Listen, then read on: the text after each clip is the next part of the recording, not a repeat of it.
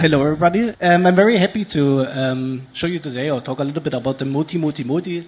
I'm also very happy about all the questions which appeared because this fits perfectly into what I will tell you now because you're very interested in, hey, how do we really do this in Magnolia? And my goal is really to show you or explain a little bit our idea and our supposure of how you could solve all of this in the Magnolia vanilla way. Some words about me. I'm Tobias Kaschbaum, working as a pre-sales and consulting manager for Magnolia now for 6.5 years. So what I do, I work a lot in pre-sales, and maybe some of you already or still know me from some pitches. But I also do a lot of post-sales, so also existing customers. It's always very nice for me to meet customers where I pitched a long time ago. We meet again here, so it's always nice to meet you guys.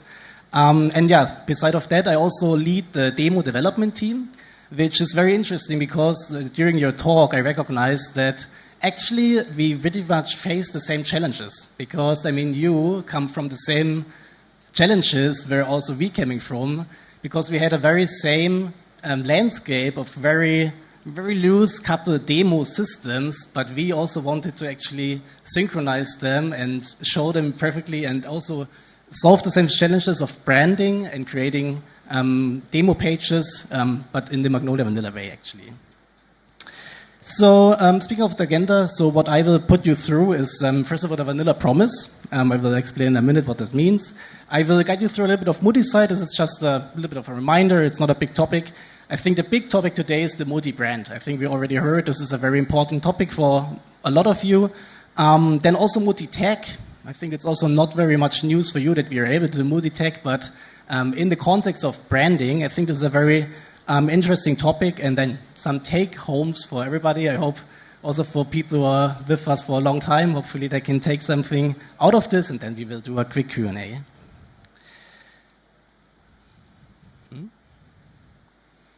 So, first of all, the vanilla promise. Custom code is where budget dies. I think maybe, especially the customers who would really agree with me. Maybe to elaborate a little bit on what I do mean with this. In pitches, I always say that there is two different ways of bringing features into Magnolia, so from a customer or partner perspective. So I always talk about customization or configuration and customization, actually, right? And I mean, customization, custom code, custom Java code, it's often people think it's the only solution, but I mean, it adds technical debt, it adds a lot of costs, and also for maintenance, for later migrations. It's always the things what make the budget die, actually. So from my point of view, the biggest goal, and this is also where Magnolia is really leading to, is to make it possible to do most or the majority of the things what people need, templating, branding, everything, in the vanilla way with configuration with only YAML, right? Because this is also very efficient then for future migrations, and this will really give you much less costs, actually. It's not working very good. So talking about the three multis. Oh, this looks different. I think the slide was not changed, but it's no problem. So talking to the three topics of what I will cover today. So the multi-site, right?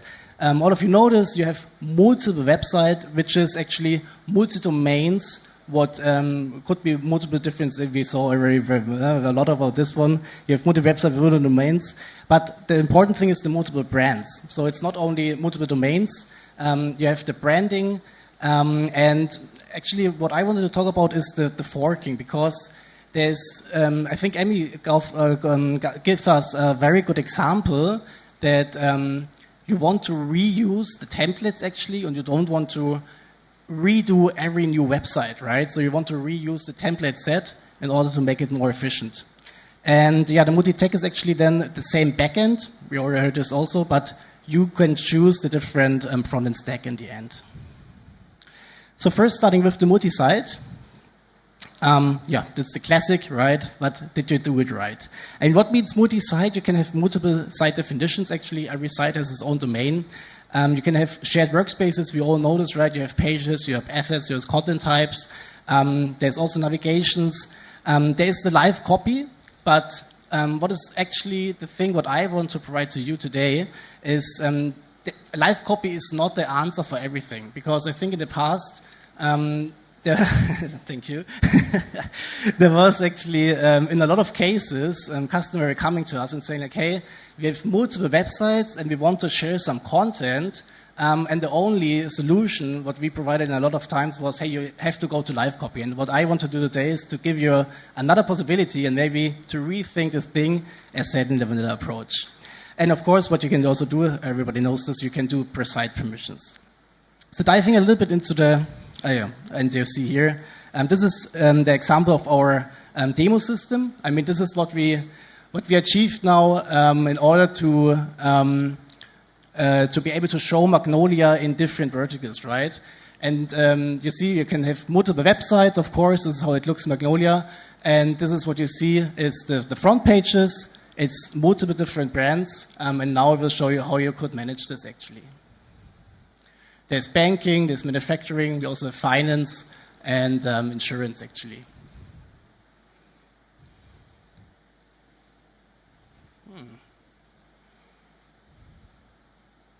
So talking about the multi-brand, what is a brand actually, or what does the brand bring into? A brand is the first of all, the site.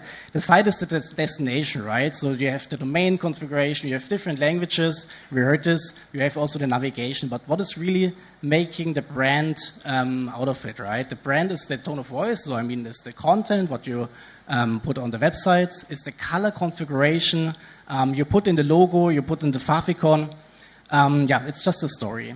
So the term is like a brand, right, can have multiple different websites.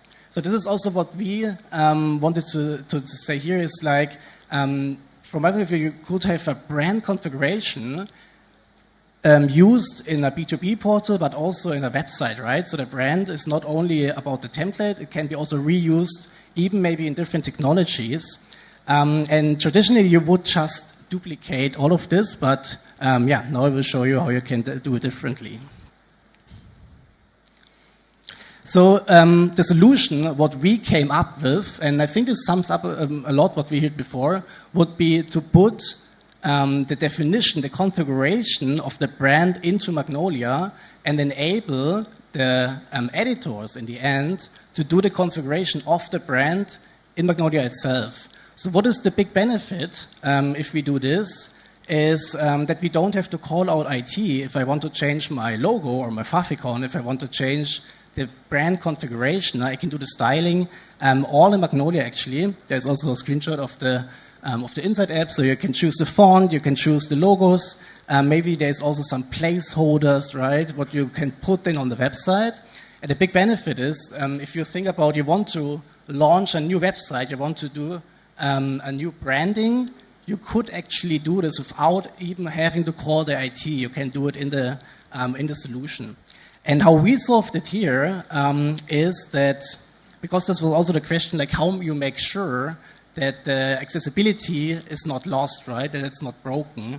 And how we solved it for our demo systems is that we made sure that we limit the options of colors and fonts, and we tested all of this configuration actually with our style set.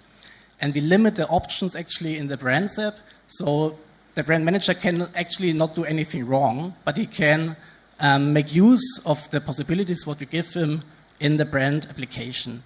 And in the end, this brand metadata is linked to the root page in Magnolia, and therefore, you can do very easy changes, and they are directly reflected in the templates in the end.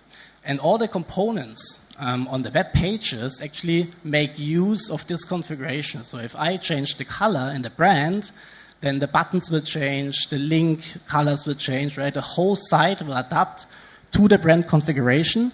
Makes it super efficient to make use of this. So you pick the brand, and the page picks up, the template picks up the rest in the end. And this combined with the next example is the component factory. So the component factory is something, I think Catalina already gave you a lot of good reasons yesterday to go to 6.4. And there is another one, and this is the Stories app everywhere, I think we call this feature. It's really a nice feature which brings you the possibility without any Java customization, without any Java custom code, to have additional pages apps in Magnolia. And what this enables us is that we can create reusable component factories very easily, where you can create these reusable components in a visual way and can link them then into the websites. And this combined with the Brands app is a super good combination because you can make them reusable. They are linked into the pages and styled accordingly to the brand, right? So you can even, for example, a banner component or a hero component, you define it once, right? The content is actually in the component factory, but it's styled accordingly to the brand in the website when it's used, actually. So what does this bring you as a value? It's a one central library of components built once, organized by brand and site, and you, like I said, you can use it everywhere. They are linked, they are not copied, right? So this also fits into the term what we always say, right? Created once, uses everywhere. And yeah, if you change it, right, it's also changed everywhere, and you can check it before you publish it. So yeah, you have the same page template, 3 brands authored by one author. And how does this look? This is, for example, our finance website, and this is the hero banner. So this is the same template set, it's the same component, but we styled it 3 times through the Brands app differently. So you see now it's green, and the text is on the left side, for example. And the insurance example, it's the same template set. It looks quite different, right? Because you have the purple color, even the styling is different. And there's a third example with the manufacturing, and also there, same component, same template set, but we changed the logo, we changed the styling, we changed the navigation through the Brands app, which is super nice, it's super efficient, and yeah, also for partners, right? This is not, like I said, this is, I would say, not only a very big benefit for customers or for partners. If you want to do custom demos, if you want to create customized demos for specific customers very quickly, it's a very efficient way to do this, and yeah, that it just still looks fine, and you have a very good first impression, what you can show the customers, yeah, because the template set is very beneficial. Good, yeah, and we haven't even left the backend yet, right? So this is the statement. Yeah, and this combined with the Moody tag, like I said, this is also just a reminder. You all know that you can use different technologies in one authoring system, right? Magnolia is able to do FTL rendering, so server-side, but you can also do headless stuff. And the thing is, combine these 2 things, or 3 things, component factory in combination with the Brands app, combined with Moody tag, enables you to really achieve reusability and brand configuration in a very efficient way, actually. This is an example of the headless front end. So what we did actually for the demo is exactly that we also used the Brands app, like I said, also in our headless e-commerce demo. So yeah, it's the same principle. We do the same thing. And yeah, it enables you just to do also, for example, e-commerce demos very easily. Vanilla across every layer, right? So no customization, everything is done by configuration and in a very efficient way. And Vanilla scales further than you think. This is, I think, the thing what I wanted to get across to you guys today, that maybe you were not aware, right, about the Pages app everywhere, maybe about this possibility, about this concept of the Brands app. I think this could really, I talked already to a lot of people yesterday, and they thought, hey, this is a very good idea, right? We never thought about this one. And the good thing is, it's also available for sharing, right? I mean, the whole template set, what I showed, I can share this with you. So if you're interested in, as a partner, also as a customer, to get a look at this, we can share it. Also the Brands app, also the Components Factory app, it's ready to share, and we are more than happy to show it to you and to give you the possibility to actually make use of this. Yeah, and to sum this up a little bit, if the pointer is working, that's right broken.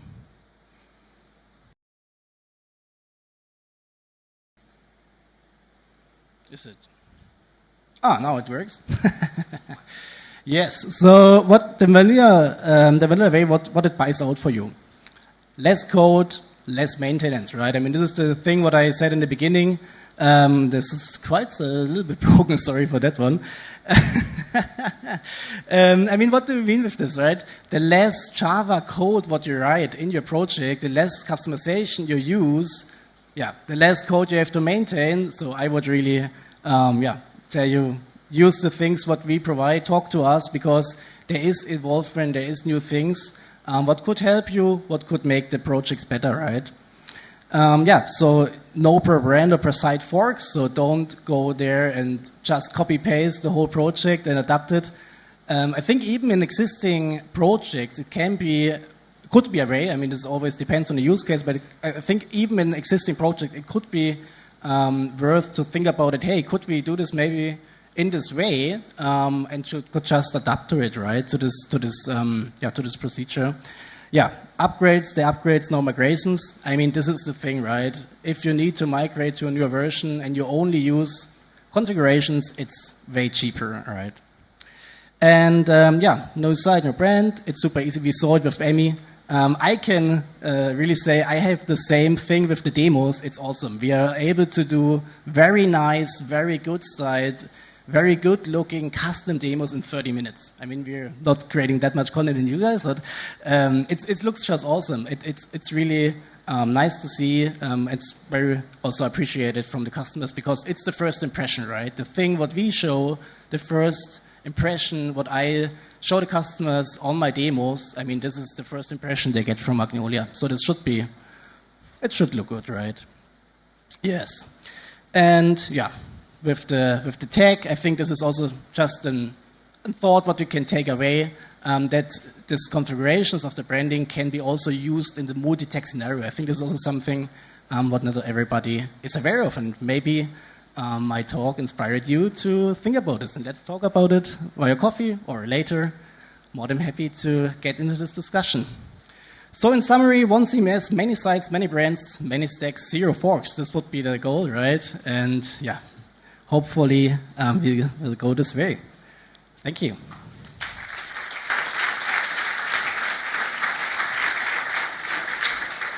Thank you. Are there any questions for Toby? We have time for 2 or 3 questions, 1, 2, 3 questions before we head to the break.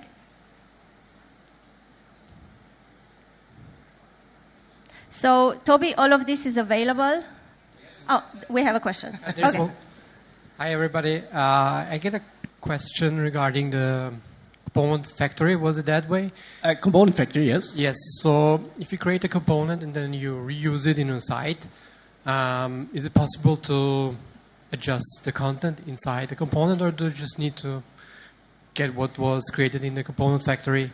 Yeah, I mean, in general, how we did it, I would say it's not possible to override it, because how we did it, it's really a link, it's not a copy. If you would like to do this, I think there's possibilities, but you would have to actually think through it, because I think you would have to, because it depends on how many components you make available in the component factory, right?